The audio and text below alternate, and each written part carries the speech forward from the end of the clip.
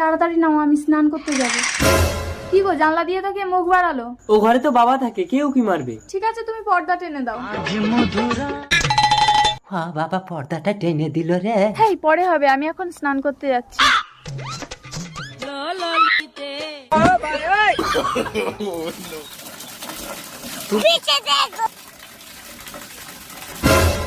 কে বাথরুমের উপরে? আমি গো বৌমা, কেন? গাছে একটা পেয়ারা পেকেছে তাই পারতে উঠেছি।